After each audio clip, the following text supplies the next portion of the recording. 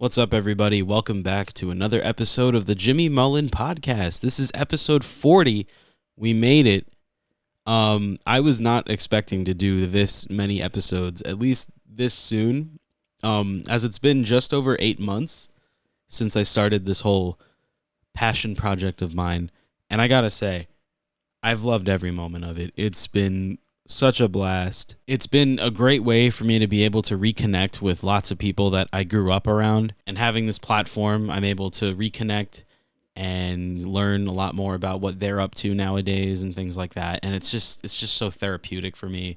It's been a blast. And honestly, I think I've said it already, but I think this is honestly the happiest I've been with content creation in a long time. Especially within the last 5 years, I was kind of on and off with it, and then I did nothing throughout the course of mostly 2020 and 2021. But by the end of 2021, I finally kicked it back in gear and bought all this equipment, and now I'm doing this podcast, and I'm having such a good time. This is now the end of the weekly summer schedule that I announced back at the beginning of June, where I said I'd be uploading a new episode every Friday throughout the course of the summer. I would have ended it last week, but I figured episode 40 would be better to end it off on. It's like, a big number, big even number at the end of a series of episodes and things like that.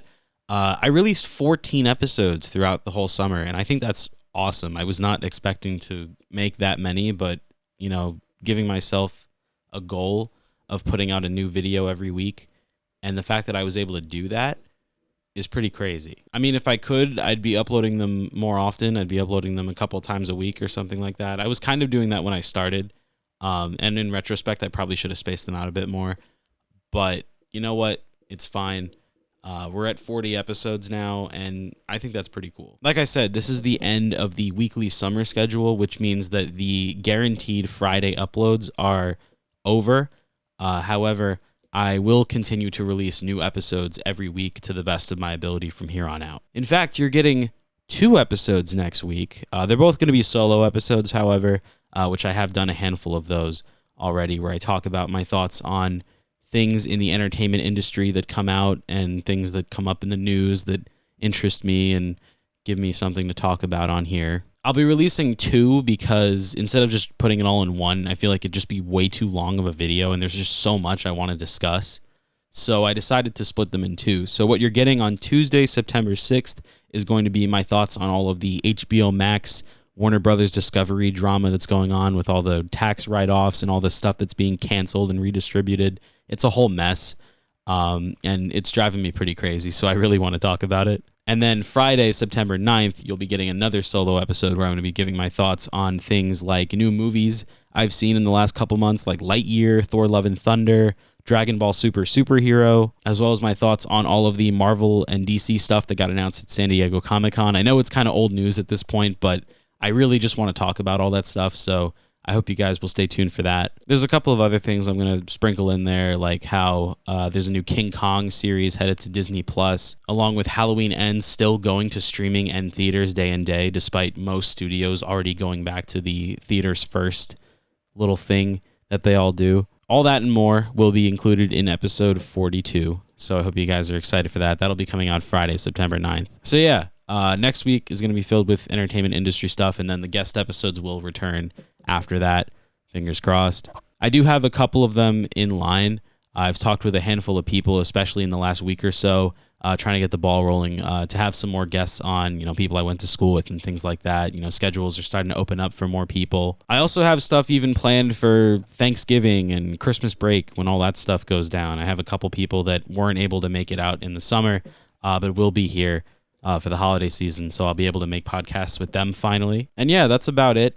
I just want to give huge shout outs to all of the people that were guests on the podcast throughout the whole summer. You guys really helped me to make content, and I really appreciate that, taking the time to come out here. I know it's a drive for some people, but I really appreciate all the effort you guys have given and all the support and stuff like that. Huge shout outs to Keanu and RJ, my brother and his friends David and RJ, Joe Paisano, Scheme Liam, Hannah Elise, Mike Familetti making a second appearance along with Eddie, Christian Cueva, my good friend Larlar, Thomas Klimaszewski, and of course, last episode, Mike Crownvic and my good friend John. So huge thank you to all of you for being a part of the podcast this summer. And of course, thank you to everyone who has also been on the podcast previously. Some of them are going to be making their return in future upcoming episodes throughout the rest of this year. So I hope you guys are excited for that as well. And with that said, yeah, this is episode 40. Today's episode is going to feature my friend Brian Stanco.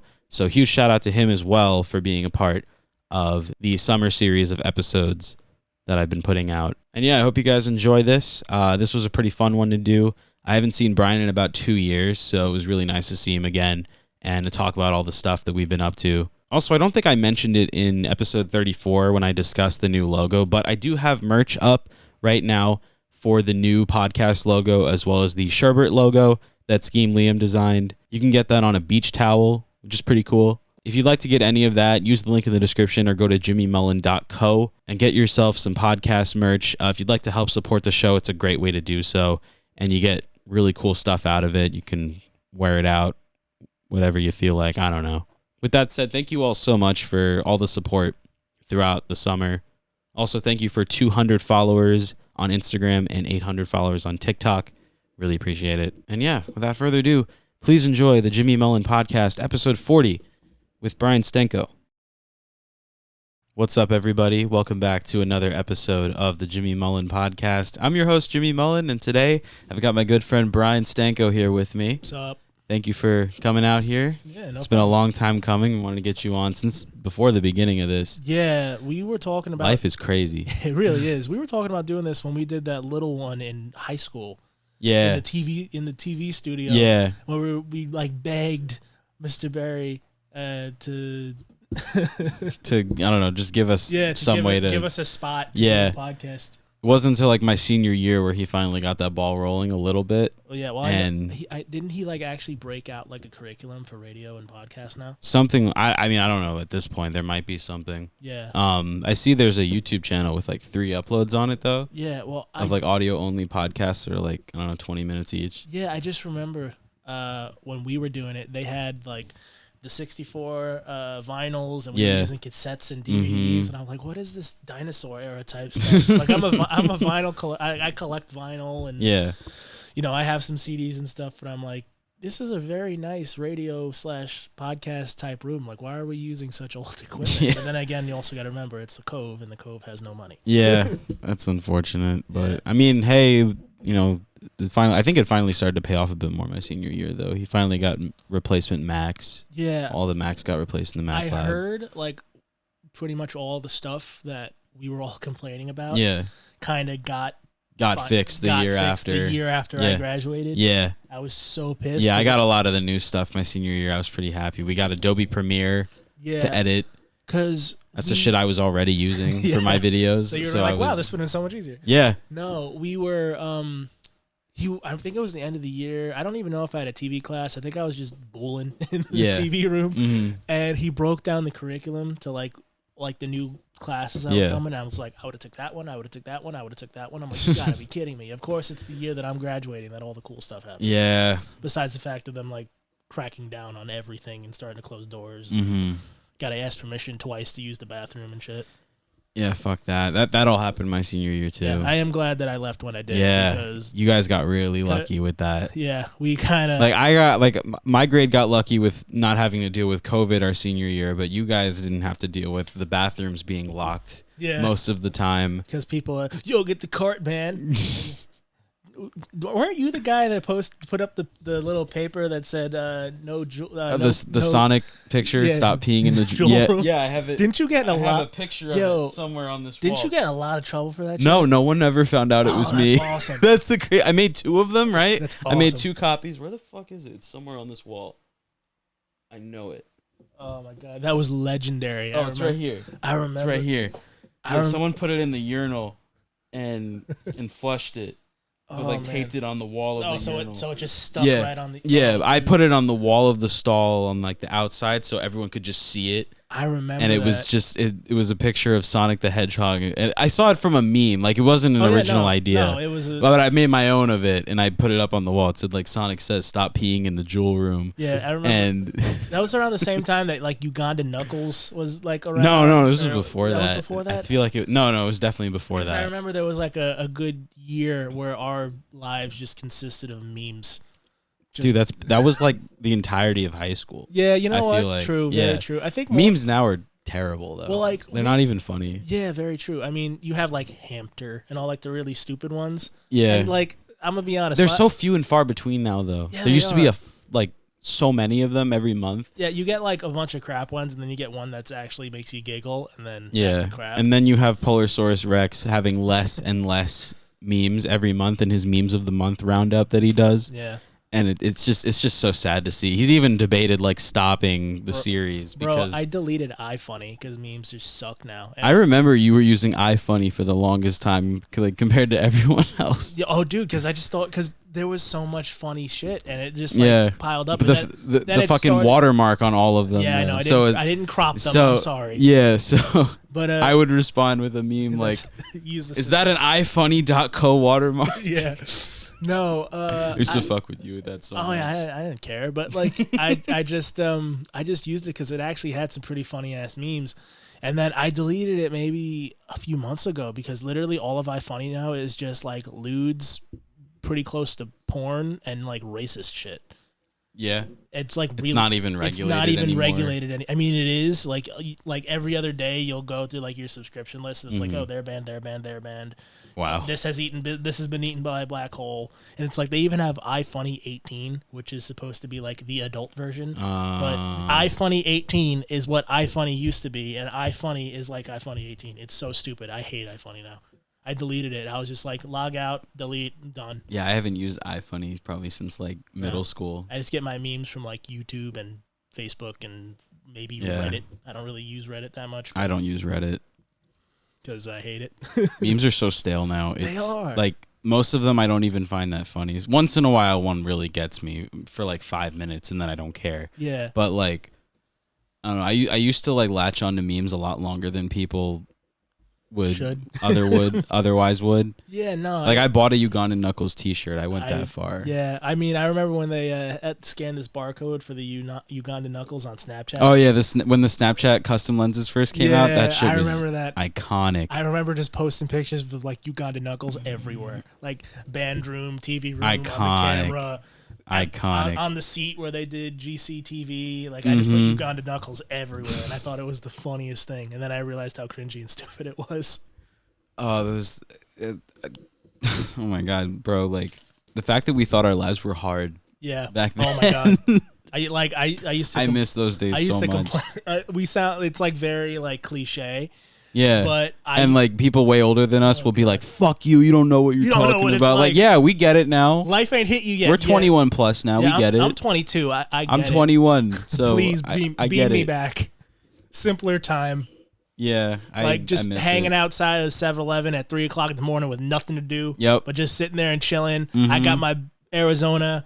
You guys get whatever the fuck you guys get, and we're just all hanging out, talking, doing whatever. Just nowhere to be, not a lot of money. You just made shit happen. Yeah. So a little bit about you though. A little bit about me. Who are you? Who am I? How douchey do I want to get with this? I mean, I'm a pretty average dude. I went to Glen Cove with this knucklehead and a bunch of our other friends. We all, I think we all kind of came together high school. Yeah. I met John in middle school. I do know that. I met him in middle school, and I met all three of them, John, Will, and Nat, and we all became kind of friends. But then high school is where we all just the clique came together, and the mayhem started. And then we were mad close throughout all of high school. All of us, we were like that was the clique. I was like, fuck everybody else. Yeah. And then we graduated. I went to Nassau. Everyone else kind of went and did their own thing, and we kind of spread apart. I joined. I was going to do the Marines. I didn't end up going. Not going to get into that. But ended up, doing some bullshit desk jobs. I joined the fire department, volunteer, not career. And I'm currently going through the process to become a police officer. Good shit, dude. Yeah. If anyone hates cops, I'm sorry, but just I'm a regular guy. Don't hate me. He's just doing it for the good reasons. Yeah, bro. He ain't no dirty cop. Don't get it twisted. No. Don't get it twisted. So, yeah, I was gonna say, like, you know, I feel like I'd always seen you around, like, before we started, like. Yeah, I was always around. I was always doing my shit. Yeah. And I always thought, oh, this dude's pretty cool. And then I took you under my wing when you came to the TV studio. Yeah. That was the day that TV studio did bring us together. Yeah, like Aaron, and when all those guys left, I was like, you're mine now. Yeah. That was like kind of a tradition in the Glen Cove TV studio. All the older guys would like adopt an underclassman. Yeah. And, you know, everyone kind of, for the people that actually wanted to do TV and were into it, like there was a lot of people that would like, They were just kind of there. They were just kind of there for the credit, or they didn't really care, and like it was kind of just like go stand in the corner. Those people were kind of entertaining at times. Oh yeah, because the TV. Because listen, I still credit the TV studio and Mr. Nardiello for the reason that I passed high school. Yeah, those are some good reasons right there. Yeah, Mr. Nardiello made shout out to Nardiello. Yeah, shout out. I know he left. He left the high school. Oh, really? At least, I was talking to somebody about it, and they said he left. I don't know how true that is, but wow. Well, if that's the case, because I don't think he got a contract. I don't even think he got tenure. Best wishes to you, Nardiello. Yeah, we missed you. Thank you for helping me pass algebra. And Mr. Barry and Pat, they all just really made it so that I like wanted, because you had to have good grades and had to do what you had to do to be able to do like concerts and do all that stuff. And when I stopped doing sports, like the only thing I had to do was TV, and that was what kept me in. That was the thing that really made me want to like do good, because I wanted to be in the TV studio, and I didn't want to have to be the guy that has to get the slip filled out on academic probation and shit just to be able to go record Homecoming and stuff. Yeah, that was I don't think I ever had to do any of that kind of stuff. No. I think I like just made it by most of the time. Same. I think I don't remember my GPA. Yeah, but TV was most definitely what got me through high school, if anything at all. Because freshman year made it so much fun. When did I entered in my sophomore year? Yeah, I didn't take any TV my freshman year. My freshman year, I saw it. I heard little its and bits about TV in my freshman year from Aaron. Yeah, my freshman orientation, we walked over to it. And we went in, and I was like, wow, it's really nice and cool in here. Yeah. I do remember walking in the first time. I'm like, wait, this is like, because it's so different compared to everything else in the building. And that's one of the things that they love about, that's one of the things that Mr. Barry and Pat. Like, they literally have a sign on the door, like, from the inside that says school. Like, when you open the door, now you're back in school. Yeah, it's like it's like a whole other world. It's a whole other world, and that's why, like, I loved it, because, like, and I think things are different now, because like the school board and everyone's trying to crack down on everything and trying to make school more hellish than it already is. Mm-hmm. But like, you used to be like, on your free period, if you weren't causing problems, you can even help out around the TV studio. I used to help out all the time. I used to, go up there, help with productions, help like if none of the kids in the studio that were like doing it, the only time you weren't allowed in there was like during a class, because it's a class, but if they were like editing or doing something and they needed help, so there are people who called me over and be like, hey, Brian, help me out with this. I'm like, okay. Yeah. Like help organize stuff, make sure we had stuff. I brought stuff to the prop, like the costume rack. And oh, man. Yeah, I remember. The costume rack. Oh, God. The legendary costume rack with the Food Town uniform and... Oh, God. And Tom with the little red robe. And oh, my God. Bill the Bull and Paul the Plant. Oh, God, what a bunch of pisses. Oh, my God. They were nuts. Some legendary shit. Dude, they were some legendary names that gave the TV studio, man. This was a while ago. I was actually eating at Qdoba with my ex, I think. I don't remember the exact time period, but I saw Aaron and one other person. They were sitting down. I was like, yo! That's crazy. And he was like, yo, what's up, man? And he's like, oh, I'm doing some freelance stuff with camera work, and I'm working in the band. I was like, yo, I play bass now. Let me know if you need a bassist, and I'll be down or whatever. Yeah, I was in a band for a while, too.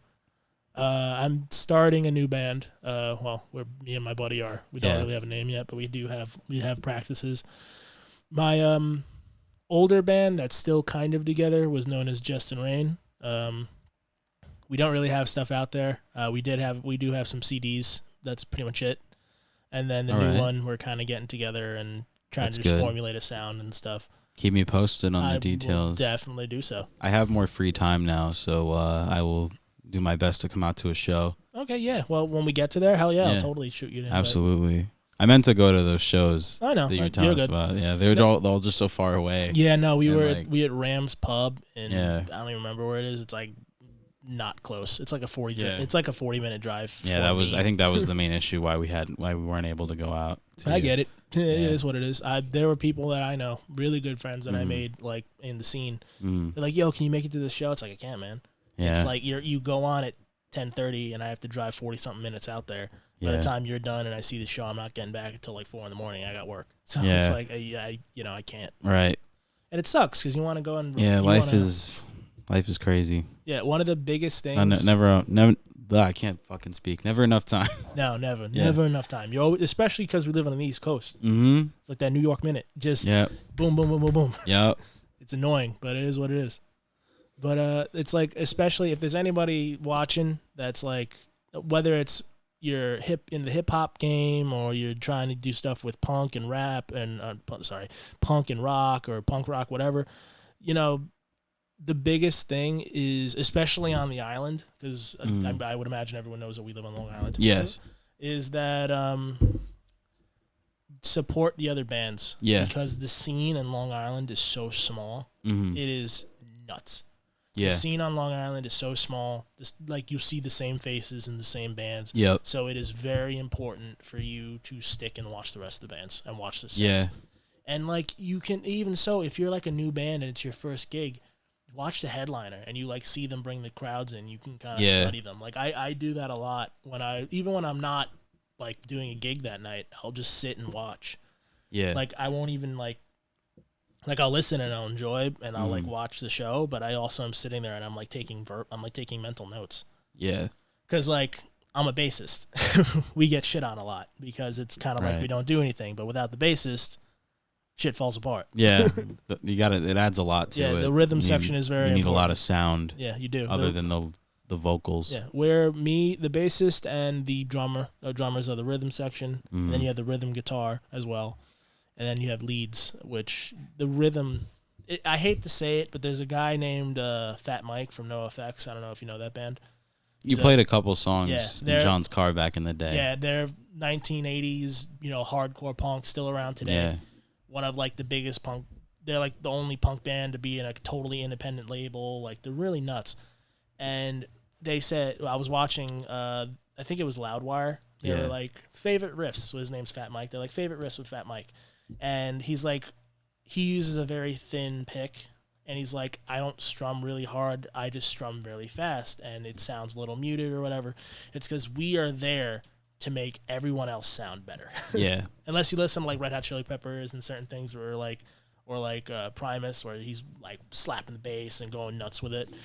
Like most of the time we're there to make that very thin sounding song sound full. We're there to back everyone up. Yeah. And it does suck because you aren't really looked at like you do. Very important. But it is very important. I get shit on, like I used to get shit on all the time. I don't care. You're doing what you got to do. Oh yeah, I love the bass. Yeah, I got bass fingers. I don't got little dainty guitar girly hands. Yeah. I got stumps. It's okay. What else did I have here? A little bit more about high school. Yeah. Yeah. I'm trying to think. Oh yeah, I had it written. I was looking back at some of my old YouTube videos and I remembered. I think the first one you were in was our first, the first of the vlogs I did at Five Towns. It was my sophomore year. I went all 4 years to the Long Island Media Arts Show trip, but I only vlogged sophomore, junior, senior year. Yeah, I only went 2 years, I think. Yeah. I remember us all sitting down at the table and we were showing you the music video that I made for Shim. And you were like critiquing it. Yeah, I was. Like, well, because like, for my entire life, like even back in high school, especially during that time, because I was rocking like my metalhead shit. I'm still a metalhead to this day. Yeah. And like I just, I had to cut the hair, unfortunately. But like, if you find a picture of me in my battle jacket, feel free to throw it up. But like, like I wore the battle jacket, I had the long hair, I wore the beanies, and I was always like in the music. And always my big thing, if I didn't end up going to Nassau, I wanted to go somewhere for music production, and I wanted to learn about like actually producing music and like producing music videos and like doing that sort of stuff.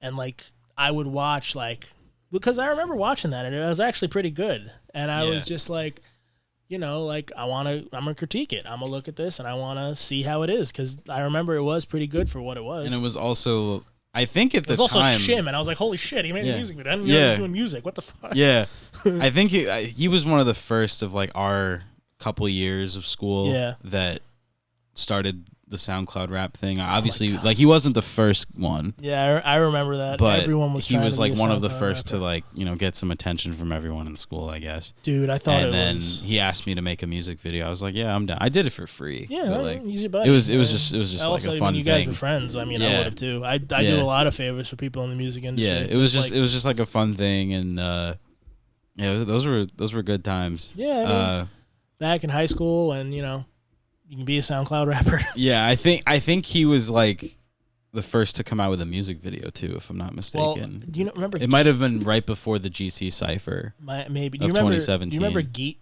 Yeah. Yeah. I mean, open the door for Geet. Yeah, I know Geet. Yeah, he did that music video. I can't remember when he dropped the music video. I just remember watching it. Like, I remember watching it like 4 times, and it got hysterical. Like I would laugh harder and harder every other time. Yeah. Nothing against him; he's a cool guy. But like, I just seeing everyone in those videos, and then also just like open the door for Geet. I thought it was mad funny. Yeah, shout out to Geet. Yo, everyone used to be in the hallways. Yo, open the door for Geet. I thought it was mad funny. I'm sitting there cracking up. Times. Oh man, I was sitting there cracking up, and it sucks because like I was kind of a wallflower. I kind of just did my own thing. Mm-hmm. So like I never really, the biggest clique I was you guys. Yeah. I had like friends smattered around, but like my biggest closest friend group was you guys. So it was just like I always knew what was going on, but I was never part of like the crew. Yeah. So yeah, that was what you, John, Brittany, Belle, Adriana, Dora. I think Dora was around for a bit. Yeah. Wendell, Matt. Yeah, everyone was around. I remember when we helped Matt move into his place, and it was literally just an empty house with a bed in it. I wasn't around back then. You were. Yeah. I wasn't in on everything at that point. Were you there when we made that stupid horror movie in Wellman? No. Oh my God! You need to ask John about that. I might have it on a USB drive at home. What? Okay, yeah. So we were. I forget the guy's name, but we were in the class. He's like a cross country coach. Yeah. He did movies like appreciation class, and I took it because it was like a bullshit class.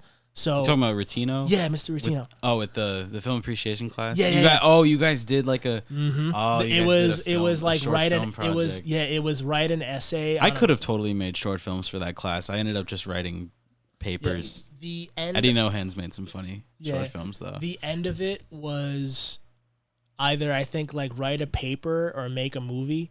It was me, John, Matt, and I think Wendell was in the class, and we were just like, do we want to write a paper or do we want to write a movie? And we were just like, movie it is. And when I tell you, we went to Wellman in the middle of the winter, like still frost on all the leaves, and we sat there and shot the most cringy like horror movie that we could ever come up with. Oh my God. It ended with that's all, folks, from Looney Tunes. There was a cut like in the middle of it where it went all the black, and there was just text in the middle that said, "I'm sorry, y'all have to watch this." Oh my God. There's a blooper. I jumped over like a stream and I just ate shit. Oh my God.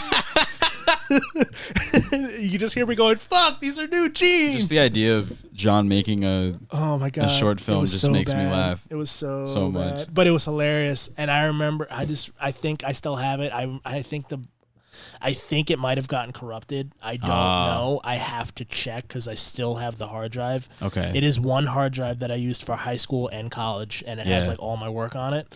If I can find it, I will definitely show you. But oh my God, it was the single stupidest, but yet the funnest thing I think we've ever done. That's insane. Yeah. I got to see that. Oh, it was great. It sucked because I got like soaked, and I remember by the end of it, I think my hands were like turning blue because it was like it was cold. It was like middle of winter. I think the snow just melted, but it was still frosty, and like you can see your breath, and like it was so cold the batteries couldn't hold a charge. Oh yeah, dude, it was. We were just like, yo, we're out of battery. We have could get 5 minutes. So it was like we have to do the ending. We can't not do an ending because our fashion.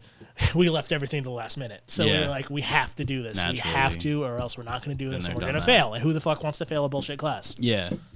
It was a good class, though. Oh, it was a great class. Watched a lot of fun movies. Oh, great. I remember I saw Citizen Kane for the first time. Me too. Vertigo. 2001 A Space Odyssey. Mm-hmm. I think I have like a list of all the movies I saw. It was probably the first class that really opened my mind to like branching out in genre. Because I used to, in high school, I mean, I guess you could say this for pretty much everyone, depending.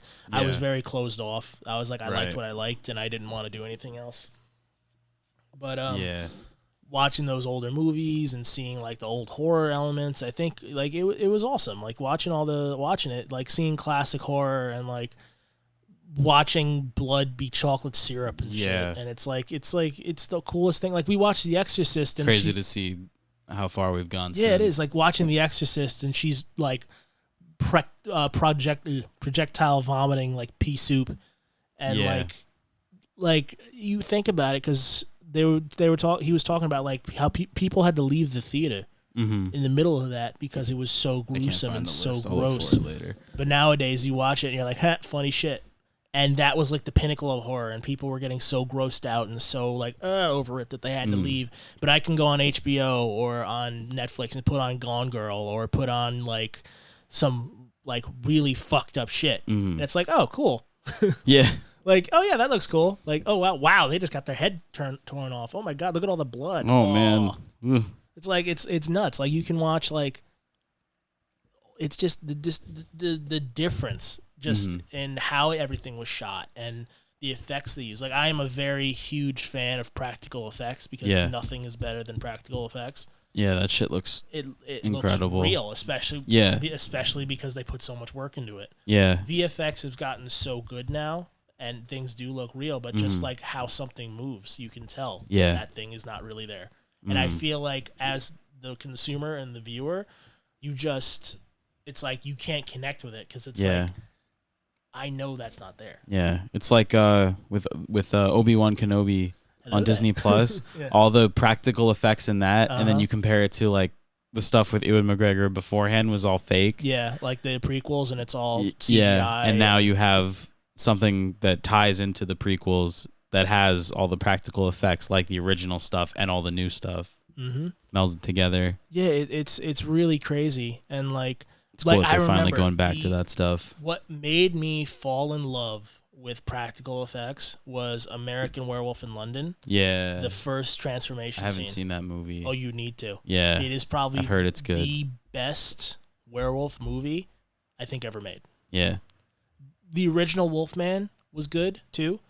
But, they couldn't really get into, like, the gruesomeness. It was just like you see him sitting in a chair, and then all of a sudden he has really hairy legs, and he gets up, and he's the Wolfman. Right. But American Werewolf in London showed you how slow and painful it was. Like, you see his hand extending, you see his, like, back coming up, and, like, it is, like, if you are not, I personally think it's really cool, but if you're someone that doesn't like body horror, you're gonna get a little freaked out. Probably gonna get a little grossed out because it is very graphic, and it's awesome. Because like when you think of werewolves, that's what you think of, not Teen Wolf, not the fucking I'm a loser and then I got bit, now I'm all sexy. No, like that's fucking great. Yeah, it's oh my god, I got bit by a fucking wolf on the full moon. I'm in a lot of pain. I'm having horrible nightmares about getting fucking murdered. Like Twilight. Yeah, not like Twilight. Not like Twilight. Like there's a scene in American Werewolf in London where he after he gets bit, he starts having horrible nightmares.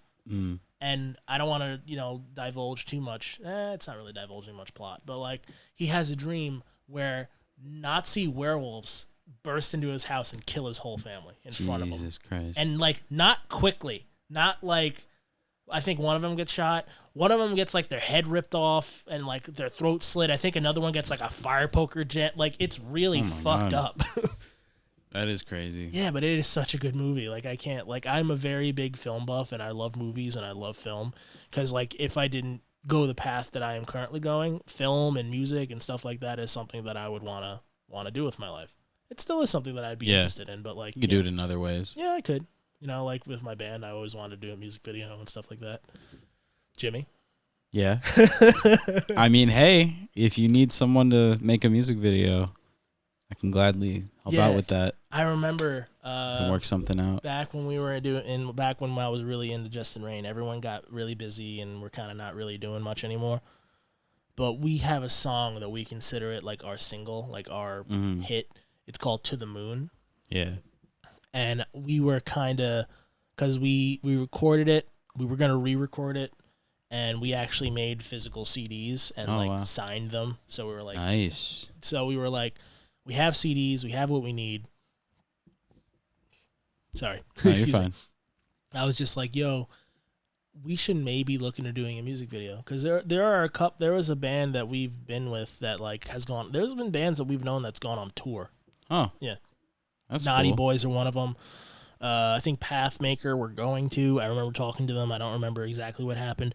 But, like, there's a couple bands that have gone on tour. There's some with music videos. Like, they actually are making it music. And it's nuts because they all came from the Long Island punk scene. Yeah. Which is very small. Like, you have the Long Island scene, which is already small. And then you have the Long Island punk scene, which is even smaller. Oh, yeah. And then what's around the punk scene is hardcore. Yeah. It's really nuts. And then you have like the death metal bands and like all the really hardcore shit where people are doing fucking flying sidekicks into the pit and like fucking people Jesus up and Christ. stuff. It's like so nuts because the scene is so small, but there's always people that kind of rise above how small it is that really put the work in, that are practicing 2 to 3 times a week, doing gigs every week, like really putting the work in. And like when we first started, like I hate to blame things on COVID because like everyone does. But COVID really fucked us. Because the day that the quarantines hit, and it was like, stay in your homes, don't go anywhere. And we were all sitting there like, yo, you know, it's like the swine flu. You know, it's like the whatever, the fucking... A lot of people thought that. The turkey pox or whatever the fuck. It's going to be like 2 weeks, and then we'll be back. Here we are 2 years later. Yeah. And COVID's still a thing. I remember it like it was fucking yesterday because it was like I got burned. The fact that it's already been 2 years too. Yeah, it's like it was probably one of the worst burns I've ever gotten in the music, like being in music and being in the band. That was probably one of the worst days of my life because I went to school that day. There was talks about like there being quarantines and things getting shut down, and we were like, fuck it, you know. Yeah. It's a bullshit, you know. It's gonna pass. Blah blah blah. We went to my buddy's house. I was changing the strings on my bass. I named her Brielle. I was changing the strings on Brielle. I was like practicing. I was doing my warm ups. I'm like playing songs. I'm like getting ready. Like we were going to play on the radio live in front of music producers and labels. Yeah, we had like a big enough draw that music producers and labels were like, we want to come see you. And I'm like in my zone. Like I'm sitting there on the couch. I think my girlfriend was right next to me, or I don't know if we were dating at this time. My current girlfriend, by the way. Hi, Kate. Love you, baby. But how's it going, Kate? This is Jimmy. I always talk about the old guys like about her because I want her to meet everybody. Yeah, but it's kind of hard because everyone's kind of doing their own thing. But I was sitting there and I was in my zone. I remember like my buddy Justin, the kid that the band's named after, he's trying to talk to me and Kate's saying something to me and she's there and I'm just fucking in my zone. Like I'm sitting there practicing. I'm doing my scales. I'm doing everything I'm supposed to do. And then my nickname is BJ. Everyone calls me BJ. Yeah. And they're like, yo, Beach. I'm like, what? What the fuck do you want? And like, it's got canceled. I'm like, what the fuck you mean? It's like, yeah, it got canceled. Quarantine. No one's allowed to go anywhere. Damn. I was like, fuck. And it was like the biggest letdown of my life. And that's the worst. And I hate to say it, but then we got fully launched into quarantine. Actually, no, I was dating my ex at the time. And I hate to mention her, but whatever. It is what it is. It's the story. But it was my ex. Fuck you. And Kate was later after me and her broke up. Again, love you, Kate. Yeah, we were sitting there and it was, sorry, quarantine, we're done. And I was just like, fuck. Like, Damn. Gotta be kidding me. Like, this was like a really big shot. Like, this could have been something great. And it just out the window. And then after that, quarantine happened and we just never got back. We never got back to where we were. Because there was a point, shame. Dude, there was a point where we were playing like 2 to 3 gigs a week. Wow. Yeah. That's good. We were fucking going for it, like hard. Wow. Like there were days where I would sleep at my buddy's house and like get up in the morning and practice, and then like we were just in it. You ever think about what could have been? All the time, but the thing is I always think too. Yeah, the thing is that like I try not to think about what could have been because I used to do that a lot. No, I get it. Yeah, like, I'm the same way. What if I did that? Like even things that I regret, in high school, or at least I used to regret. I don't know. Not even into an aspect to where you would you wouldn't, get stuck on it. I'm just talking about like just to think about it. Oh yeah, like, totally. Nothing else. Just like, wow, that could have been cool. Yeah, it's like oh man, imagine if we had a record deal or like we got signed, like being able to be like a musician. Maybe not like a super famous musician selling out stadiums, but a musician enough to where we have like a platform and money coming in. Yeah. Potentially being able to do music. Like that would, just for my life, that was like the dream. I was like, that would have been awesome. Yeah. But it's kind of, I kind of think it's like when you get into a fight, like whether it's like fisting, like a fisting. Yeah. Whether it's a fist fight or if it's a verbal fight, it's like like when you look back on it, you're like, I coulda, if he would have did that, I oughta. It's like it kind of does that. And like the worst part was because it was all during COVID and you were stuck inside. Yeah. And I go to the store and someone's gonna tackle you if you sneeze, and it's like the only thing. Or they would just run away. I don't think they would want to tackle you. Whatever. But like when everyone was so scared and when there was no fucking toilet paper. Yeah. I had to buy a bidet. Dude, I worked in a grocery store. Yeah, dude, I saw it firsthand. Dude. Crazy ass people, dude. Yeah, dude. Like, I bought a bidet because there was like a fucking lack of toilet paper. I remember that TikTok you made. Yeah. It was probably... You were like, everyone's complaining about no toilet paper. But you don't need toilet paper when you got a fucking bidet. Yeah. And that was my only TikTok I ever made. And then I actually made a new TikTok, so that one's gone, lost in the ether. Rest in peace. It was so true, and I was just like, let me tell you something. COVID and the quarantine, I'm pretty sure a lot of people can relate to this. It had its negative effects. There were a lot of negative effects. Yeah. Like besides the fact of like not being able to socially interact and see family and people like, dying. A lot of people dying. Like I remember I was watching something. I forget the guy's YouTube name, but he talks to people in VR and they just tell stories. Oh, that's cool. And one of the guys, he was a security guard at a hospital during COVID, and it's like it was mayhem. Like people getting into fistfights with him because they want to go see their dying family, but they can't because they're not allowed in the hospital because the mayor was like, nope. Damn. Like I had to get my appendix taken out, like height of quarantine. Fuck. And my mom and my dad and no one that I want could come in and see me. That's fucked. And you know how nerve-wracking that is? Yeah. I kind of went through that when my grandma was passing away. It was only 2 of us allowed in hospice at a time. Bon anima, I'm sorry. Yeah. But it's they let my mom and her siblings all go in one day though. It's totally mind-boggling cuz like everything just changed on a dime. Like yesterday, everything was normal, and then 2 days later, fucking mayhem. Yeah. And like the worst thing I think, besides all that, is at the time I worked at a movie theater. I worked at an AMC. Yeah.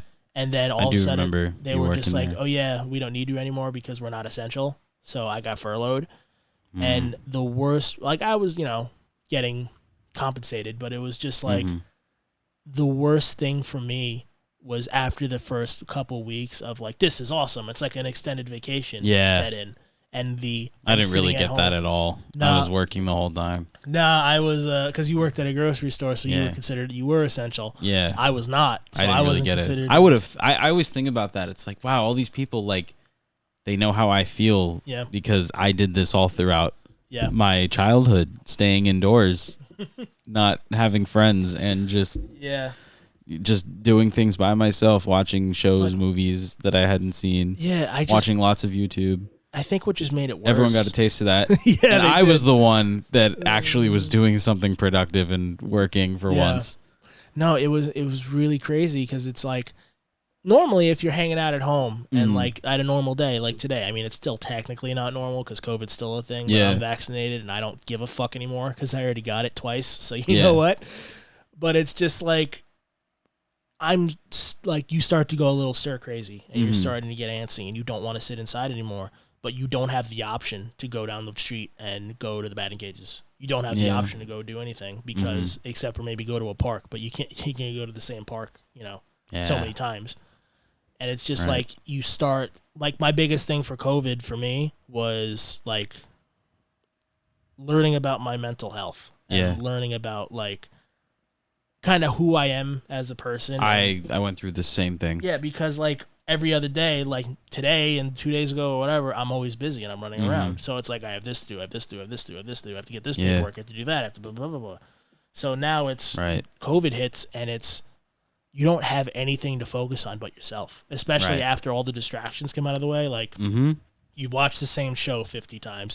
I went Prestige 2 in fucking Modern Warfare and I'm like, you get bored. Like, and then you just have nothing but your thoughts. And that sort of thing can drive someone nuts. I mean, I didn't get drove nuts, but I really found out about like my mental health and how important it is because before that, I never realized that because like I'm busy and I'm doing shit and you never really take into account your own mental health. And I believe my girlfriend wrote a paper on it. And yes, it's mental health now is being taken so much more seriously than it used to be. And that is, honestly, in my opinion, pretty fucking sad because I think it should have always been taken seriously. Right. Like, I completely agree. Like, when people are actually realizing about, like, how bad, like, what depression, like, depression's real. Like, I know people to this day that still think depression is fake. That anxiety isn't real. They're just like, just smile. It's in your head, you're fine, blah, blah, blah. And I'm like, dude, it's a legitimate medical that's condition. The problem. That is the problem. It's in your head. It's mental. And it won't get out. Yeah. It's just like, it's in your head, you'll be fine, think about something else, just stop. Oh, yeah, if it was that easy, do you think I'd be having that fucking problem? Yeah. Exactly. It's nuts, and it's like... It's fucked, dude. So much stuff came to the forefront, and so much stuff really kind of like... came to us and it was just like people are realizing that mental health is a real thing. That like even like the only time I think people sorry I just saw the Hank Hill thing. Oh no, you're fucking great. No, but like I think the only time like mental health was really taken into account is people with PTSD. And especially people that come back from military with PTSD. And even that they don't even get enough. And even then it was like wasn't looked at as easy. Like, it's so crazy. And like, yes, COVID sucked and my heart goes out to anybody who lost family and really struggled. But like, it also had its upsides because I feel like we did, besides the fact that the city was on fire because of George Floyd and all that stuff, which is also horrible. Like I do feel like we did come together in some ways, and we did learn some stuff about us, like us as people, and just us as a society. In some ways, it probably could have been one of the best things to happen. It could have. It probably could have, but you put humans in dire situations, and the worst of humanity comes out. Yeah, that's kind of how it happens, or the opposite happens. I have said this many times. Like people really did show their true colors the last couple of years. Yeah, people showed their and society did what it did. You know, those people aren't really taken seriously anymore. Yeah, I think it was Son of the Mask. It's I hate to quote like such a stupid movie, and I hate it. Son of the Mask. I hate that movie like with such a passion because the original Mask with Jim Carrey. The movie's fucking awful. shit. But I forget the guy. He's the dude that plays like the pixie from Fairly Odd Parents, the guy with the very boring voice. He was in Ferris Bueller's Day Off as the teacher. Yeah. He's like, he plays a psychiatrist and he's like taking off your mask. And he's talking it in like a theoretical sense. Yeah. But I feel like that's what happened with COVID. People took off their social masks and you just saw who they were as people. And it's like one of the craziest things. And I saw that like at a certain time period. I think you know which one I'm talking about that I don't want to disclose. But I saw what people can be like and how quickly they can go from your best friend and being cool with you to hating you. Yeah. It really kind of changes your mind. It really kind of... Yeah. It doesn't fuck with you. Like, it might, but it really kind of shows you what people can really be like. Yeah. And that's honestly one of the reasons why I'm going the route that I am, because I want to help. Yeah. I want to help people. Like, that's all I want to do. Like, my dumbass is volunteering at a fire department, not getting paid. Yeah. And when I get home tonight, there can be a house fire and I could die. Like, well, let's hope that doesn't happen. I really don't want it to happen. But like, I remember I talked to my girlfriend about it. I talked to everybody about it. I'm like, yeah, I love doing this. It is probably one of the best things. I think one of the best choices I've ever made. That's good, man. And I'm very happy that I did it. And there were points where I doubted. Like, there was a day where we were doing training and it was 98 degrees, and I almost passed out because it was once you put your gear on, it just traps heat in, and it's hot. And I didn't drink any water. I had some coffee, and I fucking almost passed out. And I fell off the line, which is like one of the biggest taboos, especially if you're the nozzleman. And I second guessed myself. There were times where I've second guessed myself, but I stand by my decision. And it's just like, I know for a fact that I want to do this. That's good. Whether it be for 25 years or 15 years. I want to do this. Or however long. Yeah, just whatever happens. If something happens and I end up having to move, I'll go to a different department. Yeah. But I know that this is one thing that I want to do. And the police officer thing is something that I've always wanted to do, I think ever since 5th grade. Yeah. Or maybe even before that. I don't remember. I do remember one of my earliest memories, I think was maybe kindergarten or something. Yeah. We had like this little like wooden, pretty big. At least it looked big for me because I was tiny. But like, we had this like wooden dollhouse. Okay. And inside they had like, the metal. They had like the wooden pieces of furniture and like all these other dolls and action figures and shit. And there was a policewoman like doll. Yeah. And I remember looking at it and like resonating with it. Yeah. And I remember looking at it, I was like, I can see myself doing that. Yeah. It's weird because like I was a kid. Wow. Like I remember I was thinking about this the other day because like it really kind of hits you because my life went from pretty boring to like pretty high speed very quick. Mm-hmm. Like I went from running like 0.5 miles, like I ran 3 miles yesterday. Oh wow. Like I've really just been kind of trying to kick myself into shape and do good shit, dude. And like it really kind of hit me and dawned on me because I was like thinking about it the other night. It's just like I never realized like everyone who has a passion, like I'm not saying that my passion is law enforcement. It might be. I don't know yet because I haven't done the job. Right. And especially with the NY, where I'm going, it's pretty rough. Yeah. It's like my best wishes to you. Thank you. On it's that. Like that shit's not easy. No. And I'm not going in it to, be a dirty cop or do anything fucked up or do whatever. I just want to help people. That's all I've ever wanted to do. And being in the fire department, I also ride the ambulances and I help people. Mm-hmm. Like, and that's just all I've ever wanted to do. You did EMS volunteering as well? It depends on the department because Glen Cove EMS, they have a separate EMT department that's attached. That's what you did, right? I was in the Explorers. Oh, okay. I never. Yeah. I wanted with Christian Cueva. Yeah, he's actually him and Latifah. She is also a volley, and she was also in the EMS Explorers. And I wanted to become an EMT out of high school. Mm-hmm. That was my goal after I graduated. If I didn't do the military thing, I was just gonna go to the Glen Cove Fire Department and join the EMTs. And then I ended up moving and going to school and totaling my car and having 3 hours of sleep every night and going to school all day and doing whatever. So I didn't really have that option to. Right. But like that was what I wanted to do. And I know a couple people that actually followed through it. It like makes me very happy that like some people people actually went through with it. And it really makes me happy. And and they're doing good shit now. Yeah, they are. And I really respect them for it. And I'll tell anybody watching this, like maybe if you're not going a career, like maybe you don't want to do FDNY or you don't know what you want to do with your life, give it a shot. Like whether it's FDNY, whether it's applying for that job, whether it's, trying to get in shape and eat better. Just give it a fucking shot. Like, I'm telling you, if you give it a shot, you're never gonna look back at it and be like, "What the fuck? Like, I should have tried that."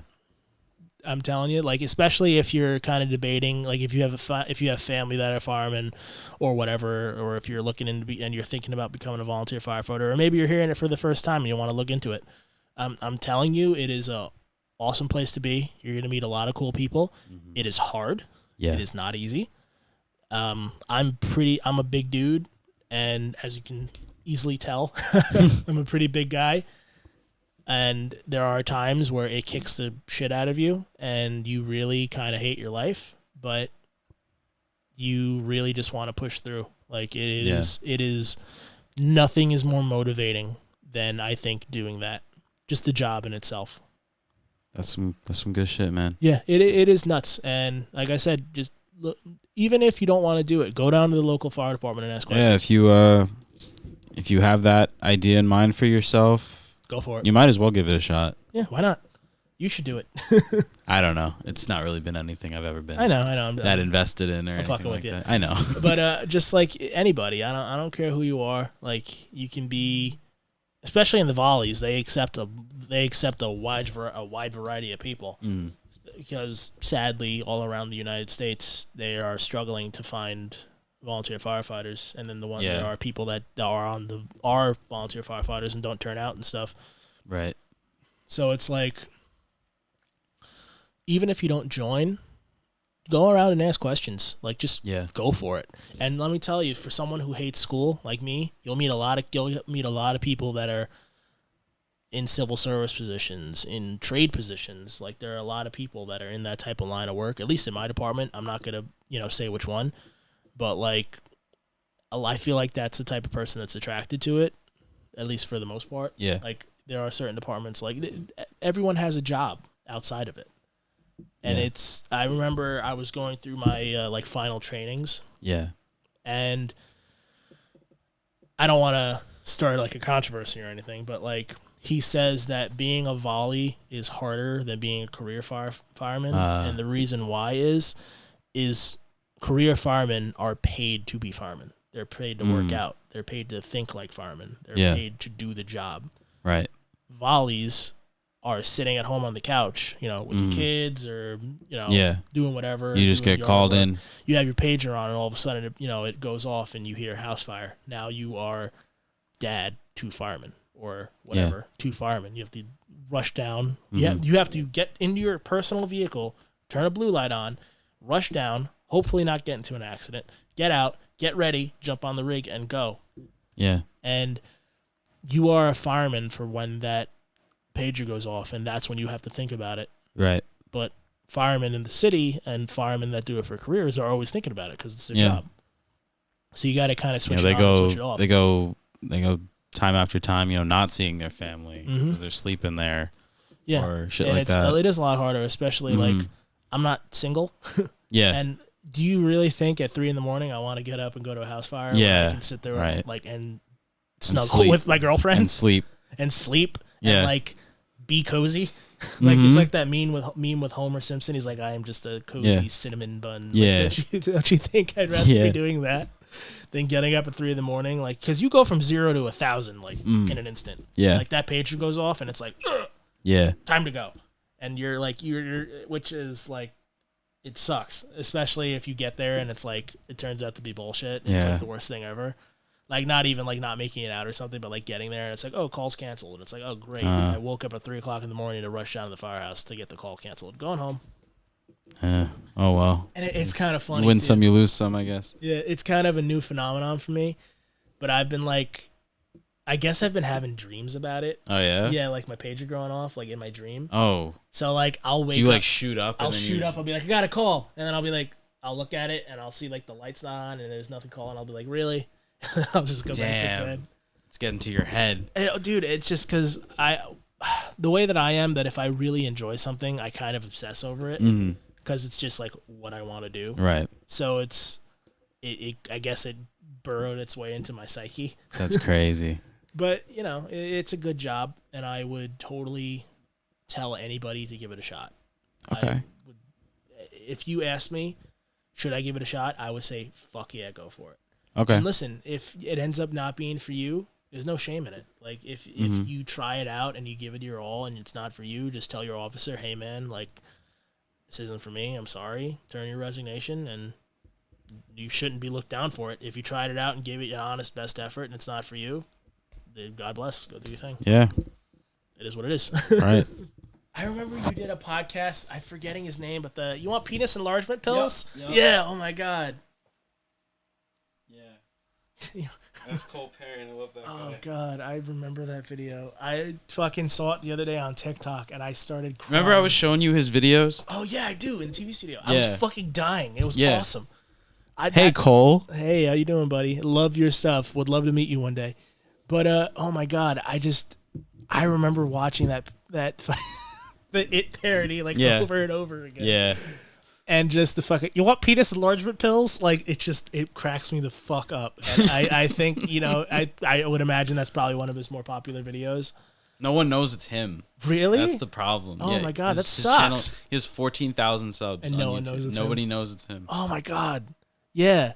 Whoever sees this, go fucking subscribe to him. He's awesome. I love his content. Yeah. He's coming back on the podcast. Oh, he is? Yeah. I think later this week. Yo, please. I think later this week I'm gonna have a call with him. Dude, that is such like a memory. Just that is burned into my head. I have him on Snapchat. I could hit him up if you want to. Up to you. But dude, it's just, you want penis enlargement pills? I fucking love that. And all of his other videos are mad funny. Yo, what up? We're talking about you on the podcast. It's just so funny. Like, it's like that and Filthy Frank also. Just burned into my head. Mm-hmm. Can I get a burger, please? Hamburger, please. Hamburger, please. How about a pizza, please? Pizza, please. Sir. Like, I fucking pink guy. Boss. Dude, fucking pink eye, red dick, all the stupid characters, and all the fucked up shit they used to do. Yep.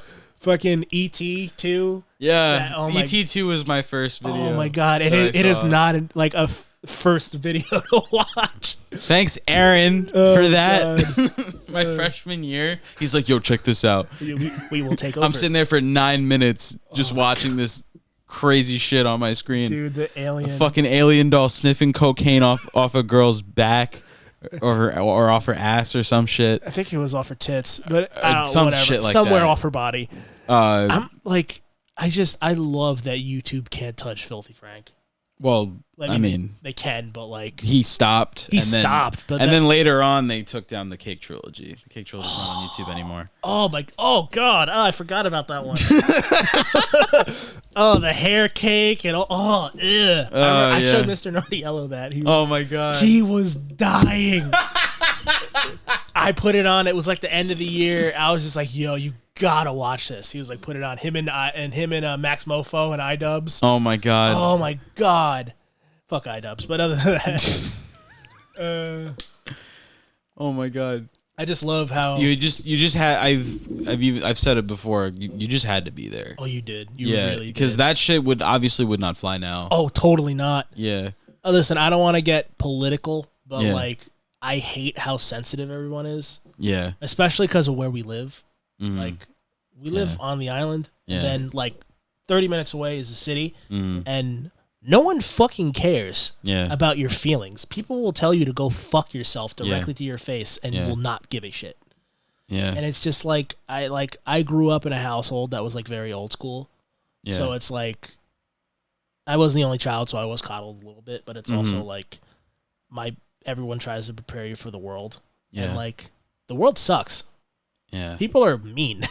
People suck. And employers are mean. You get a lot of that when you work a job. Mm-hmm. You like start to realize, start to wake up and realize, like, people just are mean and are. Some people should also not be allowed out of their house unsupervised. Yeah, there are some people that I thoroughly believe should just be locked up in their basement like Hannibal Lecter.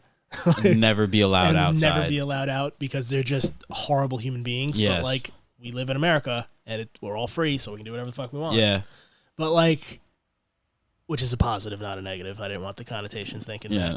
But like, It's really crazy to me because like I've worked so many customer service jobs, and you want to talk about the mask coming off of somebody, be a customer service representative. Oh my God. People are relentless on the phone. Yep. Like, and the worst part about it is you're not allowed to say anything back. Yeah. I'm not going to say what company I worked for, but I worked for a certain insurance company for a year. Yeah. I'm not going to say which one. Okay. Because I'm still in good standing with the company, and just in case shit don't work out. Yeah. But there are people that will just verbally rip you apart for an hour and a half. Yeah. And the only thing you're allowed to say is, I'm sorry, sir, I'm doing the best I can. Yeah. The only time that you're able to do There's so much you'd love to say. Oh my God. There was, on my last day of work, I had my last call was one of those people. And if I had maybe one more inconvenience happen in that morning, I probably would have just ripped them apart and then hung up the phone. But like they train you not to, and when I do a job, I try to do the best I can because it's just how I was brought up. Like, put your all into it, even if you hate it. Right. So I did. Like, I had the best numbers. I did. I did very well. But it was just like I give people that are in a job that they hate that are still doing it to this day. I give you guys so much props because it's like.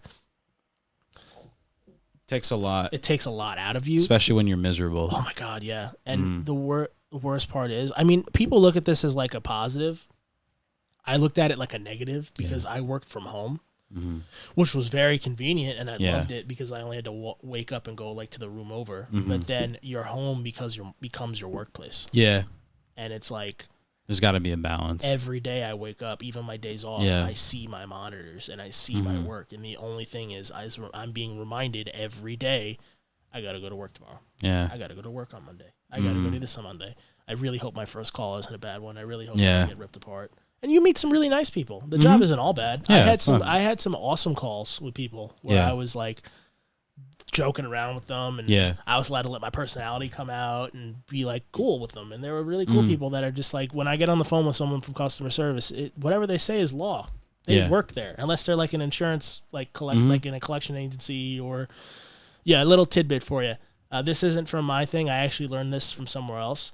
I hope, knock on wood, I hope it doesn't happen to anybody. The table's not wood. I'm sorry. Yeah. If somebody dies and you have a collector call you to try and take over their debt, you are legally not obligated to take their debt.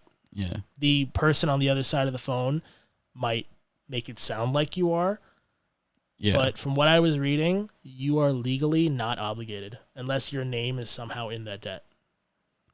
So like, God forbid, let's say something happened to somebody that I know. Yeah. And they called me saying, hey, you got to take this over. No, I fucking don't. Yeah. It's not in my name. There's no connection to it to me whatsoever. Right. You can go pound sand. Go kick rocks. Go kick rocks. Go to the beach. Go not bang your wife. Not bang your wife. Yeah, like, seriously, like, at least from what I was reading, I might be completely wrong. Listen, I always like to say this whenever something comes out of my mouth. I could be wrong. Yeah. It just happens. Yeah. So... one of the greatest things I was ever given advice was formulate your own opinions and do your own research on things. So do that. But from what I was reading, you don't have to. And I'm going to believe that until I'm told otherwise. So if I get called by a debt collector tomorrow saying so-and-so died and I need to pay their debt, I'm going to say, you can go fuck yourself, buddy. Some good shit to live by. I work hard for my money. Yeah, exactly. Oh, my God. I had one other thing in here about... when we were watching the music video I made for Shim, I don't know how it came up. We saw like a dispenser that had utensils, and do you think a mixtape dispenser is still a good idea? A mixtape dispenser? Yeah. Do you remember that you were talking about that? Yeah.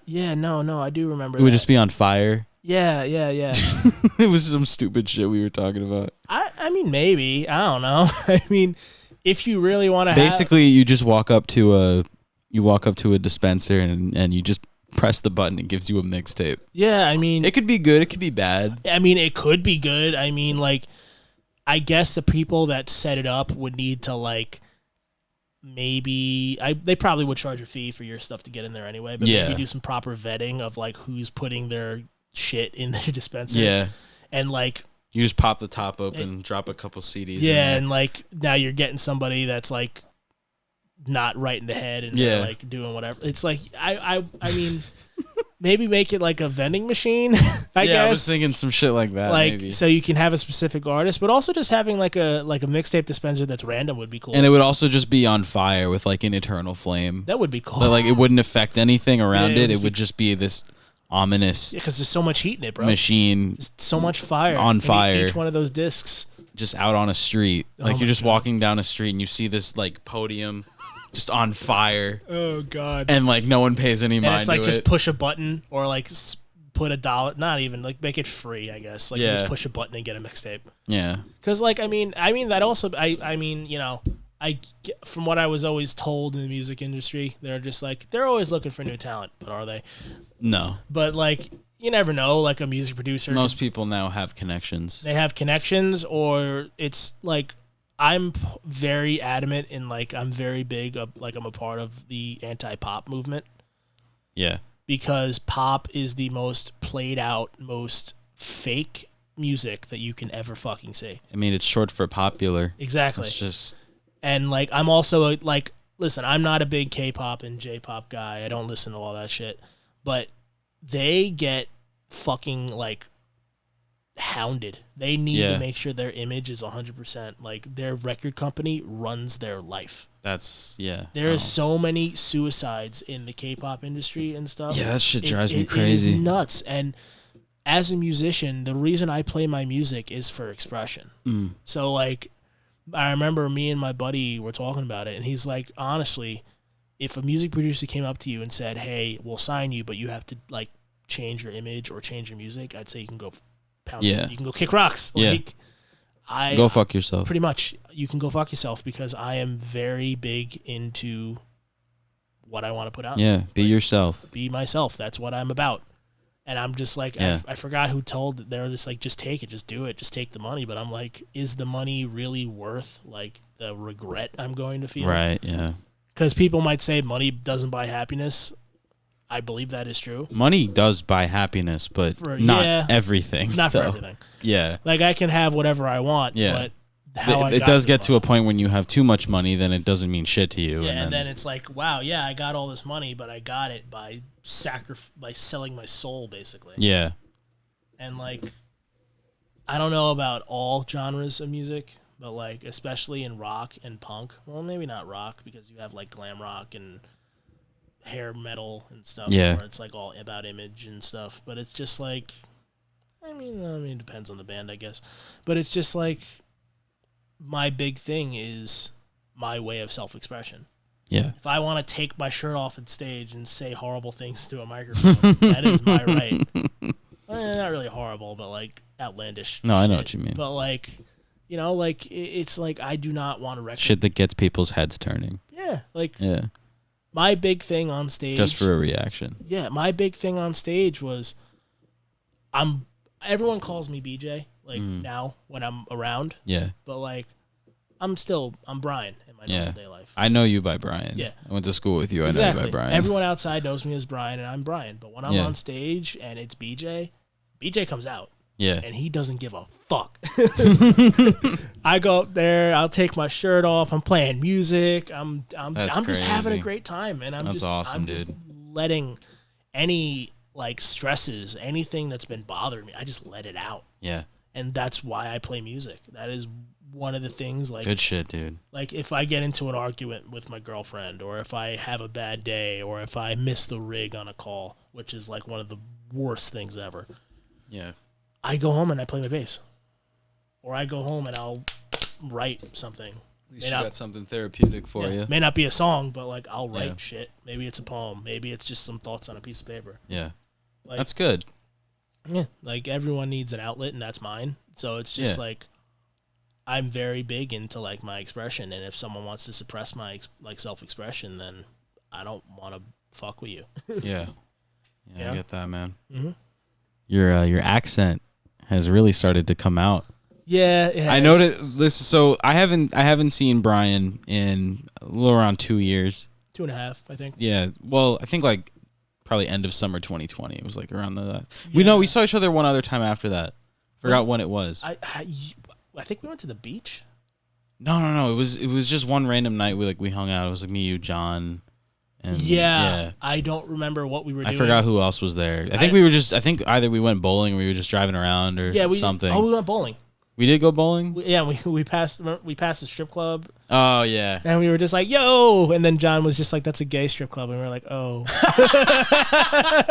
We all got sad. I don't remember that, but that's funny. I think it was me, you, John, and maybe Liam was still around. Yeah. I don't remember. I don't know if he was we were driving around. We went on a search for a bowling alley. Yeah. Because we were just like, we all wanted to go bowling. Might have been Wendell. I think Liam was definitely out by then. No, it was Wendell. Yeah. I remember we like stopped late like at the 7-Eleven to go get drinks or whatever. Yeah. And we were driving around and we were just like trying to find bowling, like some place to go bowling. Yeah. We found one place that had like a wait of like 2 hours. Yeah. One place that closed down like 2 days ago, and yeah, I remember we finally found a place, and then on the way back, because I think we were all single at this time, and I drove past and I was like, I don't remember if I just turned 18 or if I was officially like an adult. No, this was definitely way after that. I don't remember, but I was just. It had to be sometime like end of 2020, early 2021. I wasn't legal to drink yet. I know that for a fact. Yeah, you're probably pretty close though. I might have been. Yeah, because I know you guys were getting there because it was like about to be 2021 or something like that. Honestly, I have no idea. Anyway, though, your accent, you were telling me a little bit about it. So, like I said, I haven't seen you for like about 2 years. And then what was it? Last week, John and I are in North Carolina, and we sent you a snap, and then you sent a video back, and you had like your accent was like really out, and I was like, wait, what the fuck? I was so thrown off by it. Yeah. Because like that happens to a lot of people that talk to me now.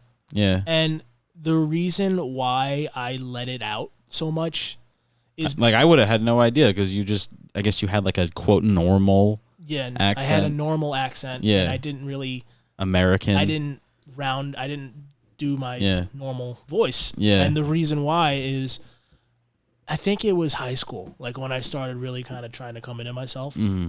I just out of somewhere I just started developing an accent. Like middle school, end of middle school, beginning of high school, it just started. And I got made fun of. Yeah. I got made fun of a lot because of it, which I thought was really stupid. You know, the typical like, hey, I'm walking over here. Yeah, like I'm fucking walking in. Like, get the fuck out of here. Forget about it. My Italian came out and everyone used to make fun of me for it. And I hated it. Like I like because especially in high school, your image is everything. Like you were worried about what people think about you, even though everyone tells you not to, and blah blah blah blah blah blah. Yeah, and fuck that shit. And I remember one day I went home and I was just like, everyone's making fun of me. I hate this. I'm gonna stop doing this.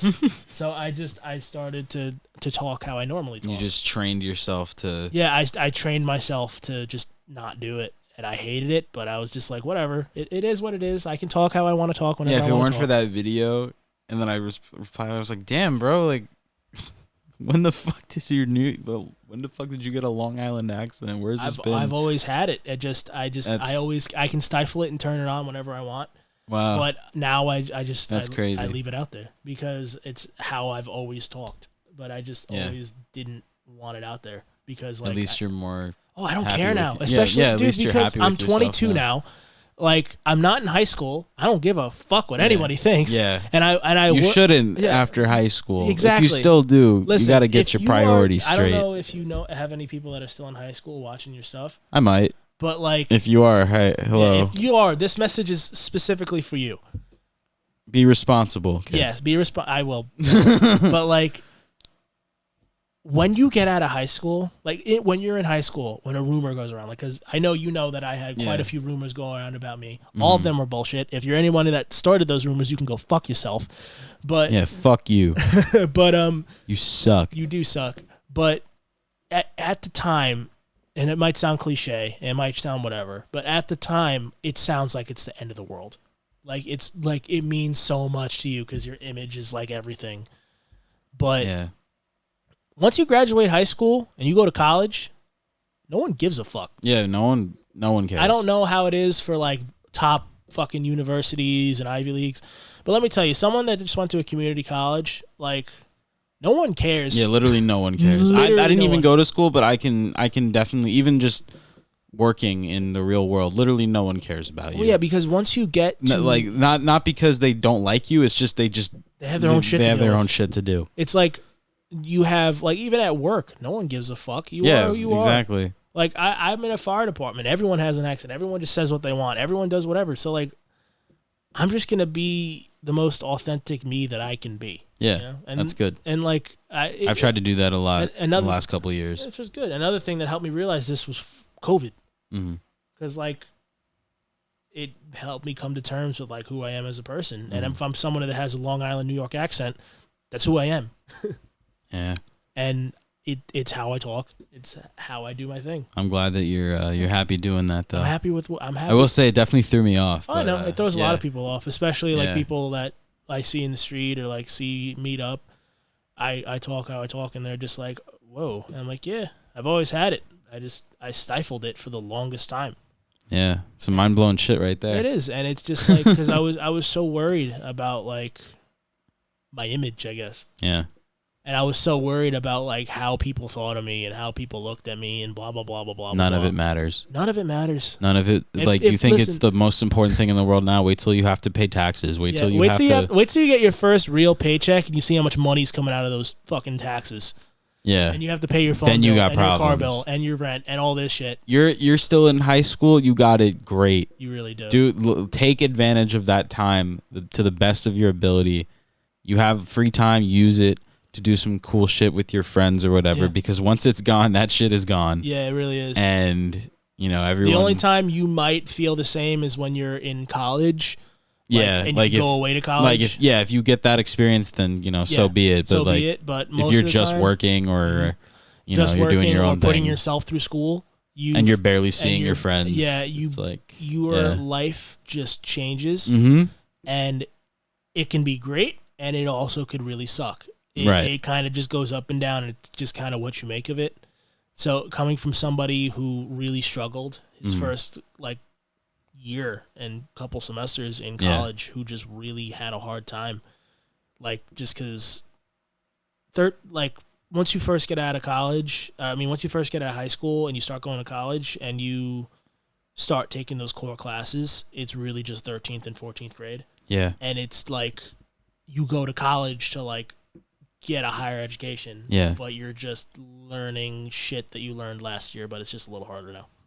Yeah, it sucks. It's very weird. It's very you're almost kind of fuck because you want something. I guess you get what you're paying for. Well, exactly. But at least when I was a kid and I was thinking about going to college, I still am a kid, but when I was younger, and I was thinking about going to college, I was I wanted that higher education. I wanted to learn about the field that I wanted to go into, and I wanted to whatever, blah blah blah. And then I get there, and it's just it's like high school 2.0. Damn. And it was kind of annoying because even then, it's like high school 2.0, but then again, no one gives a shit. So it can be very lonely, or it can be awesome. Because I found a club at Nassau I believe is still around. I don't know because COVID messed a lot of things up. It's called Nerdvana. Oh, yeah, Nerdvana. Yeah. I've heard stories. Nerdvana is awesome. It is where I found the people that I love and will still love a lot of them to this day. College is really where you are. They say in your 20s is where you kind of really form, you grow into the person that you're going to be for the rest of your life. And I feel like that growth started earlier because once I started in college and I really just had to focus on myself, and then I finally found people that I really know are close friends. Yeah. It really it kind of just boggles your mind and makes you change and makes you realize because my first year of college, it was go to school, go home. Yeah. Go to school, go home. That was so boring. So boring. No friends because everybody's busy. Yeah. No nothing because everyone's working or doing whatever, and no one has time for anything because their schedules are so busy. Or they're away at school and I'm not driving to California. Yeah. Because I don't have money. And it's not worth it. yeah, and it's college is really what you make of it. And even so, I don't want to put this out there because people might be like, fuck you, you have to, but you don't really have to go to college because there are other options. I didn't go. Yeah, you didn't go. I'm a prime example. John, he didn't go either. No, he did. He went back. He went to trade school. Yeah. Then he did a year of community college. You have trade schools. You can just go right into the workforce. You might not be able to get the best job, but a lot of civil jobs and stuff, you only need a high school diploma. Yeah.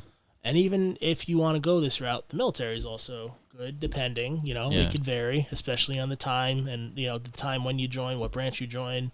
It can vary, but I know if you want to do that with your life. If you want to do that with your life, it's very... If you care about this country enough to do that. Yeah, it's very... I was watching... There's a couple people that I've been kind of watching as of late that have been really kind of motivating me to, get up and not be a lazy douchebag. Yeah.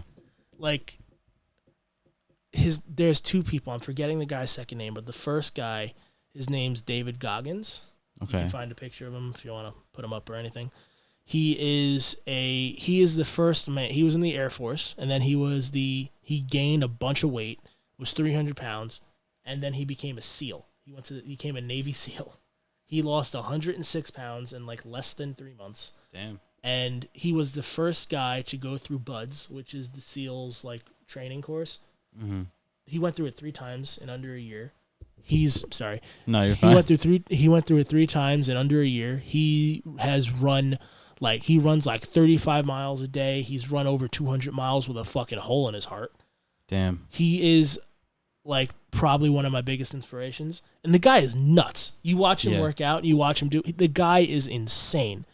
But one of my favorite things that whenever I watch is he calls it taking people's souls. Yeah. Which is basically when you surprise someone enough that they begin to doubt themselves. It's like the scene he talks about the 14th round in Rocky when Apollo knocks him down and he turns around, he sees Rocky up, and you just see the look on Apollo's face. Yeah. It's nuts. And there's another guy that I was watching.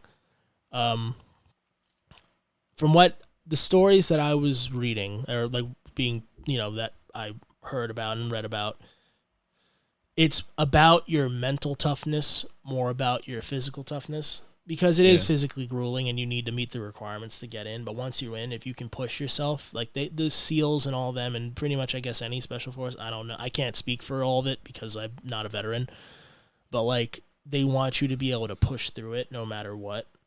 And this guy, I'm forgetting his name again. I hate that I'm blanking right now, but whatever. He said that when he graduated high school, he went to college. He decided that he wanted to become a SEAL, and he dropped out. And he formulated the mind state, the mental state that I'll die before I quit. And I have that written down, attached to my mirror at home. I have a accountability mirror, and I have little notes that my girlfriend left. It says I love you, baby, and blah blah blah. Aw. That's sweet. Again, love you, Kate. But on top of that, it's a little note to myself that just says, I'll die before I quit. Yeah. And if I'm ever feeling anxious or down on myself or whatever and just not motivated, I go to my bathroom and I look in my mirror and I repeat that statement. And I try to ingrain it into my mind that I'll die before I quit. Because you never really know. Sorry, let me redo that. You never really know who you are as a person until you feel like you've pushed yourself to your limit. Yeah. And you keep pushing. Good, it is very crazy, especially it's happened to me when I went to fire school. Yeah. And we have to do training evolutions in full kit, and we're doing that in 98-degree heat. Normally you get a break, but today we're not going to. And you're keeping your shit on for 4 hours, and you're cutting open a roof and doing overhaul. Yeah. And you feel like you have nothing left in the tank, but you just keep fucking going. And it's very mind-opening. And and not mind-opening, it's very eye-opening. Yeah. And it's just something that I'm trying to live by now. I'll die before That's I good quit. shit, man. Yeah, I don't mean to get all I don't mean to get all philosophical and get all whatever. Cuz look at me, I'm pretty big. I just went to the doctor today. I'm over 200 pounds, and I'm not the happiest with where I am, but I want to work to become like kind of in the same boat. Yeah, you got to work at becoming a better version of what you want, like of who you want to be. Mm-hmm. So like yesterday, I ran 3 miles. It sucked. Wow. I hated it. Excuse me. I hated every minute of it. It was brutal, and I know there's gonna be people out there to be like, "Oh, 3 miles, that's chump change. I run at least 10 miles a day." Well, you know what? Good for you. Good for you. I don't run that much. I was especially through COVID. Like there are 2 people. I feel like there are 2 people that went through COVID. People that came out bigger and people that came out in amazing shape because all they did was work out. Yeah. I was one of the people that came out bigger because I just had no motivation because I was going stir racing inside my house, and it's just like I hated it. Like I got up at 6 a.m. Yeah. I was up the time my girlfriend gets up to go to work. I normally don't wake up that early. Yeah. The sun wasn't even up yet. I helped her out to her car, and then I ran 3 miles. I ran past my firehouse. I ran past everything. Wow. And that entire time, like, there were times where I had to, like, stop and walk because I'm fucking running, and I'm not the best runner. But whenever I would stop and walk, it's like, it's just you try to push yourself. Just don't fucking quit. Yeah. Like, this isn't the first time I've tried to run and tried to get in good shape. I'm glad you keep going, though. I'm trying. Yeah. I try to be consistent. Keep it up, dude. Yeah. I try to be consistent and do whatever, but sometimes it's hard because life gets in the way. But, like, I'm sitting there walking. I remember I was walking past my firehouse, and I'm just like, who's going to be the guy that is in the back of the rig? Yeah. When you go to a call. Right. Is it going to be me? Or is it going to be one of the senior heads? And then when they get back, I'm going to get, made fun of because I missed the rig. Yeah. I'm going to be the one that missed the job. That's not going to be fucking me. I don't want that to be me. I want to be the guy that gets his shit on in 30 seconds and gets on the fucking rig and makes it. And I've been just trying to really self-motivate myself, like, especially even now because I'm trying to become a police officer and trying to go into law enforcement. Like, I want to be able to push myself to be, the best cop or the best whatever. Because, like, it's kind of funny because I was watching, I get inspiration from, like, some of the stupidest shit. Yeah. And it's like, I was watching a show called Mike and Molly. You ever hear about it? Yeah. Yeah. It's one of my favorite. I've seen reruns of it. It's one of my favorite shows, reruns. Whenever me and my grandmother watch it every day, like 5 o'clock to 6 o'clock. It's like one of our shows, I guess. Yeah. I love it.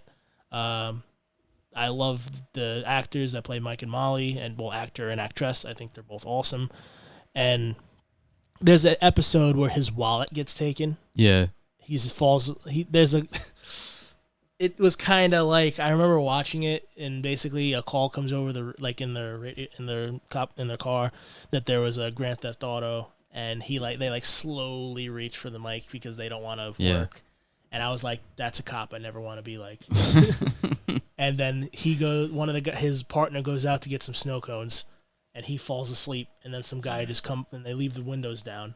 The guy comes by and just snatches his wallet, and then after that, he becomes like a motivated cop, and he becomes motivated, and he's like, crime doesn't sleep, so we're gonna be good cops, so we're just gonna crack down on everything, and blah blah blah blah blah blah blah, which he took it to an extreme. But I was like, you don't have to take it to such an extreme, but it's like I said, if you're on a job, whether it's a cop or it's a fucking librarian or it's a gardener or whatever, or if you're a janitor or a master of custodial arts or whatever the fuck you want to call it, it's like, why are you going to do something if you're not going to put your all into it? And that's what I try to carry with me, because it's like joining the fire department. Why are you going to go through all that bullshit, all that training, all those days of them putting a hood on you and you having to crawl in a maze with a fucking SCBA on, or dealing with the heat and having to basically make yourself uncomfortable? Why are you going to put yourself through all that bullshit if you're not going to go for it? Right. Like, my philosophy is put your heart all in it, or like not at all. You might as well just go all out if you're going to do something. Exactly. Like, that's what I'm trying to do with this now. Exactly, and I respect you for it because you were talking about it and you finally actually did it, and I really appreciate it. Like fucking 4 years later. I really love it. It's like 4 years later, but yeah, because I remember we were talking doing about it, and we were me and you were down to start a podcast Yeah. in high school. Like the initial plan was me and him were going to start our own. Yeah, podcast. I think we talked about that briefly. We did. I was going back and forth with multiple people. Yeah, we talked about it. I went to Barry and talked about it, and we were gonna do one for the school. Yeah, I was gonna do one of my own. Yeah, and we were just like this. We wanted to start a podcast. 4 years. And I was a guest on your personal one early when you did your own one, I believe, back when we were doing it in Glen Cove. Oh, I never did it in Glen Cove. Yeah, you did. You were No. You sure? I started this podcast in December. Huh. Well, because I remember what we did the one in the TV studio. That had nothing to do with me then. Oh, because I remember you asking me like, "Hey, yo, you want to be?" Oh, no. Yeah, you were just asking me, "Hey, yo, you gonna be good for the podcast today?" I was like, "Yeah, okay, I got that twisted." Yeah. But I wish I could say I did it back then. Well, back then we were, It makes me wonder how many episodes I'd have by now. If I was still doing it. This will be number 40. So 4 years ago. I started it back in December. You had like a pretty consistent upload schedule. Yeah. Might have been 4,000. Who fucking knows? Yeah, maybe. But like, imagine that 4,000 times doing this shit. I don't know. Well, what is it? I don't think Joe Rogan even has that many. I think he has like, I don't know, 1,800. I think Joe Rogan like that. Probably has more than 4,000 because every single. I think he has like 1,800 episodes. Episodes. I thought we were talking about hours for a second. I got that. Oh no! Hours, it would have been. No, but yeah, he has a lot of episodes. And he's also a podcast that I like to listen to because he's Joe Rogan. He's the goat. Yeah. He's the fucking. Yeah, goat, I do Joe listen Rogan. to his stuff from time to time. Yeah, well, it's like when I normally watch YouTube or watch anything or listen to anything, it's either music or bullshit. Yeah. But then every now and again, it's like,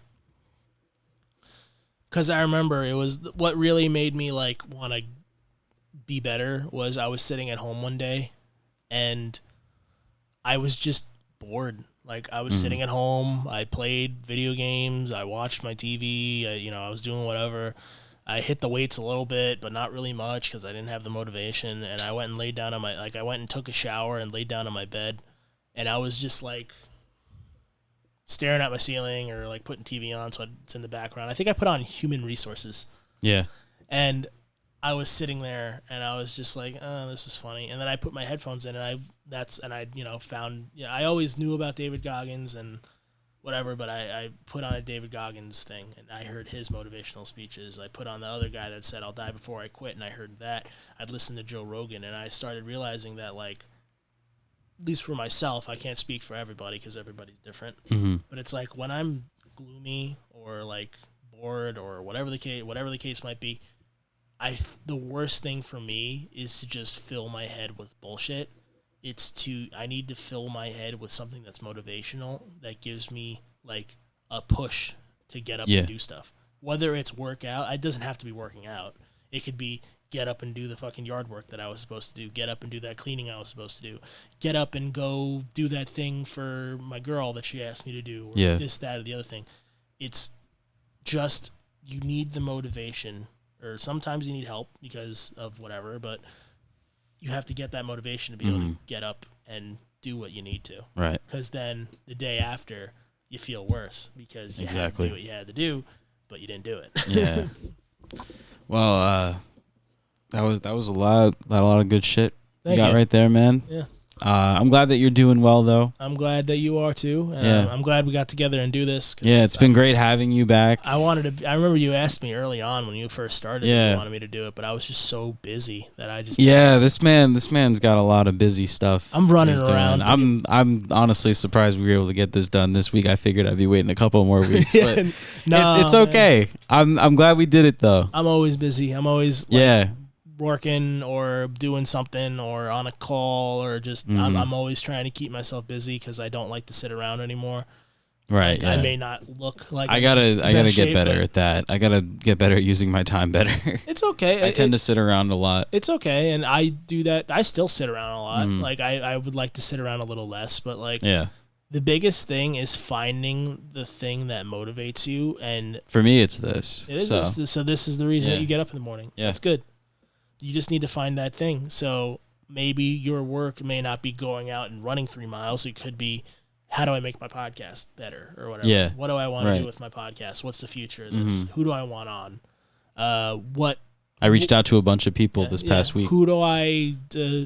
What equipment do I want to aspire to have? You know, I'm looking to get the microphones Joe Rogan uses. Yeah, exactly. That's what I was. So if you click the support link in the description for a small monthly donation, you can help me out with that. You can help him. Maybe a Patreon Rogan. Coming soon. We'll see. I would. You can click the support link though. Either 99 cents a month, $4.99, $9.99, whatever you feel like. $9.99. That would be awesome. I really appreciate that. Yeah. I don't really push that enough. It's always in the description. Well, because you don't want to sound money hungry. Yeah. No, I'm not doing this for the money. Well, if it's like the money is just a bonus for me. Listen, I'd like to make money off of it if I could. That would be awesome. Yeah. But, who's gonna lie? Like. Yeah, if I'm able to do it, I might as well do it. Like, but never. Let's be honest here. Don't rely on YouTube. Yeah, no, don't rely on Patreon and your other sort of followers. No. YouTube is garbage. Yeah, fuck that. Well, yeah, it's been great having you here, Brian. Yeah, it was great. Thank you for inviting me. This is meaning to do this a while. Like I said, glad we finally did it. If you guys enjoyed this episode, if you're watching on YouTube, hit that like button. Leave a comment, share with your friends, hit the subscribe button, hit the bell. Get them notifications. Set notifications to all. They make you do all these fucking steps now. Oh, my God. If you're listening on audio, whether it's Spotify, Apple Podcasts, Google Podcasts, Anchor, Amazon Music, whatever it may be, drop a follow or subscribe, leave a rating, write a review. Let me know what you think of the show. It really helps out. With that said, thank you all so much for tuning in. And we'll catch you in the next one. Take it easy. Take it easy. Peace. Love you, Kate. Bye. Love you, everybody. Subscribe to my man right here. Thank you. All right.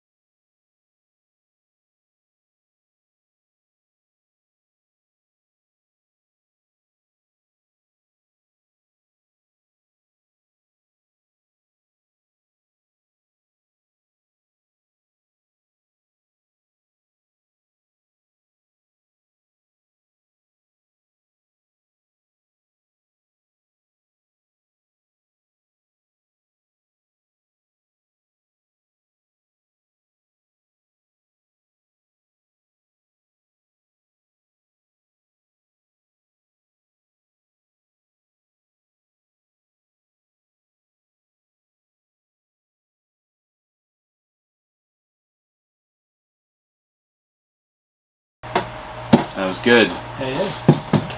Good shit, my guy. Yeah.